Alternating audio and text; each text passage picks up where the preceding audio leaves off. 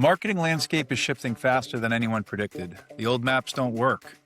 And the brands that are winning aren't following a better playbook, they're pioneering on without one. This is Brandistry Buzz, a podcast for marketers who are ready for whatever comes next. I'm Nate Challen, brand strategist, marketing executive, and someone who's spent 3 decades helping brands navigate uncertain territories. Each week, we'll take one idea, in marketing, leadership, or innovation, and follow it through until it's actually useful. Real examples, honest takes, clear recommendations. So let's buzz! Welcome to the last of this 3-episode series on judgment, learning, and ownership in the age of AI.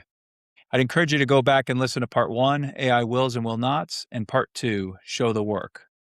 When I'm talking to people about tackling a new challenge, one of the books I recommend the most is Who, Not How by Dan Sullivan and Benjamin Hardy. Core premise is fairly simple. When you're chasing a goal, the instinct is to ask, how do I do this? And the answer often stops with whatever you personally have the time and skill to pull off. Sullivan came up with a new idea. The better question than how do I do this is who can do this? Who's out there who already has the talent and drive for this job? He even calls procrastination a kind of superpower. When you keep stalling on something, it's usually not because of laziness. It's a signal that what you're faced with isn't energizing you, neither the act of learning how nor the act of doing it. But there's someone out there who is energized by that exact something. You don't need to know how, you need to know who. I've watched founder after founder struggle to see this on their own. And lately, I've watched AI change the math on it entirely. Because AI is a new who. Not the only who, not always the best one, but an always available who that drops the cost of finding help to almost nothing. The research partner, the first drafter, the editor at midnight. Who's that used to take budget or headcount or a favor are suddenly an LLM and a prompt away. Which brings me to my own book. This summer, I've been writing a book, and I couldn't have gotten this far without the help of Claude. That sentence, I know, makes some of you wince. If someone helped, especially an artificial someone, is it still Nate's book? Did I write it, or did I just supervise it? I'm seeing this question hanging over almost everything creative right now.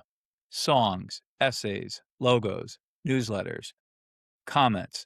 The moment AI touches it, someone asks whether it still counts, and whether the person whose name is on it really made it. So I'll answer the question with 2 examples. I'll start with a fact we mostly ignore. Almost nothing worth reading was made by one person alone. In 1957, John F. Kennedy won the Pulitzer Prize for Profiles in Courage. It made his intellectual reputation and helped carry him to the White House. It is also, by his own aide's account, a book Ted Sorensen largely wrote. Sorensen admitted decades later that he drafted most of the chapters and helped word many of its sentences. A history professor did much of the research. And yet, the idea was Kennedy's. The themes, the structure, the point of view, the decision to put his name on it and stand behind every word, those were his. Historians who have dug through the papers land in the same place. The craftsmanship was Sorensen's, but the book was unmistakably Kennedy's. I said I couldn't have gotten this far on my book without AI, but I also couldn't have gotten this far without my former boss Rick, who was a sparring partner for the Ready framework. Without a half a dozen authors who shared advice and stories about publishing their own books. Without my coach, Brannon, who has elevated my understanding about structure. Without my wife, Eva, and my brother, Nick, who have been reading draft chapters and providing feedback and affirmation. And without the countless peers on LinkedIn who have interacted with my content, elevated my understanding on the topics, and inspired the focus. Every book has dozens of names written in the margin, but only 1 or 2 of those names are on the cover. We don't need AI to make authorship complicated. What we mean by author has never been the only person who typed every word. It was always the person who owns the story, whose judgments shape the thing, and who put their name and reputation on the line and on the spine. AI is a new who, but as Sullivan would say, the who's have always been around. So what do the Beatles have to say about AI? In 2023, more than 40 years after John Lennon died, the surviving Beatles released Now and Then, what Paul McCartney called the last Beatles song. It began as a rough demo Lennon taped in his apartment in the 1970s, his voice buried under a noisy piano on a worn cassette. For decades, it was unusable. Then AI did something no engineer had managed. It cleanly separated Lennon's voice from the noise, so McCartney and Ringo Starr could finally finish the song around it. It won a Grammy, the first AI-assisted song ever to do so. It was celebrated, not slop. When questioned about the use of AI, McCartney had a simple explanation. It's all real, and they all play on it. AI cleared away the hiss. The tool served the art, it didn't replace it. That distinction is critical and getting lost in the conversation. AI involved tells you almost nothing about whether something is good or honest or worth your time. It tells you a tool was used. That's all. Which brings me back to my own work. I use AI as a research partner, a thinking partner, and yes, a drafting partner. I have an AI avatar. I call him Nate, who fronts short videos I could never shoot myself in costumes and settings I could never build. AI speeds the edits on my podcast and helps create clips. A lot of what I make simply wouldn't exist if the only option were me, alone, doing every part by hand. But everything that goes out, I've decided, is worth your time. I read it, I wrestle with it, I cut what's just okay and push for what's better. My work isn't slop, not because a tool wasn't involved, but because it was. It helps me clear away the hiss so the real ideas can get heard. I do understand the frustration people feel when lazy creators are cluttering their feeds, and the frustration of skilled people who now face new competition from powered up peers. But understanding doesn't mean agreement. I simply don't think that focusing that frustration on the tool is productive. AI is an amplifier, so make use of it. It rewards the people who bring more discernment, so build that discernment, and that discernment is what makes the work yours. There are only two judgments that decide whether my work is worth anything. The first is mine, the decision to put my name on it and send it out.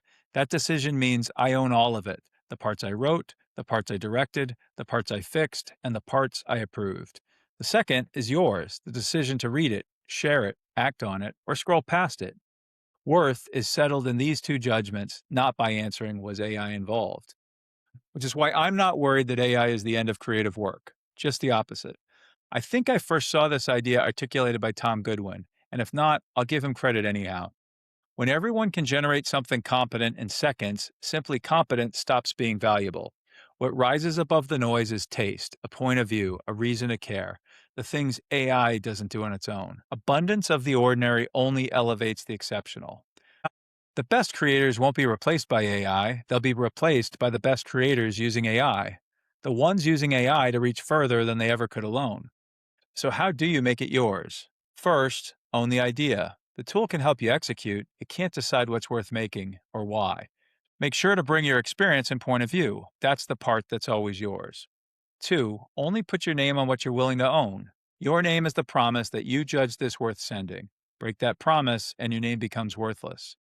3, disclose without apologizing. Be honest about the tools you used, then stop treating it like a confession.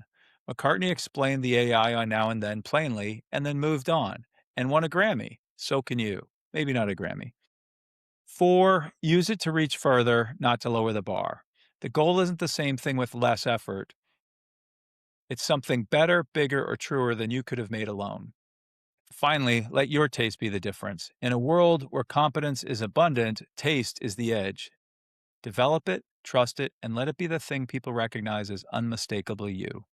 So will the book I'm working on be my book? Yes, not because I'm doing every part of it alone. No author ever has, but because the idea is mine, the judgment is mine, and my name is on the cover. It's the same answer we've always given applied to a new kind of who. And the other owner is hopefully you. A book, a song, or any piece of work only becomes worth something when someone else finds something in it. Kennedy's book belongs to him and to every reader who bought in. Now and Then belongs to the Beatles and to everyone who got to hear Lennon one more time. The tool is not what matters, you are. So are you ready? That's it for this week's Brandistry Buzz. One more idea to help you navigate whatever comes next. If this episode made you think, subscribe wherever you're listening so you don't miss what's next. And come find me on LinkedIn where I'm posting between episodes, trends, takes, and the occasional things that I'm still figuring out. Prefer to read?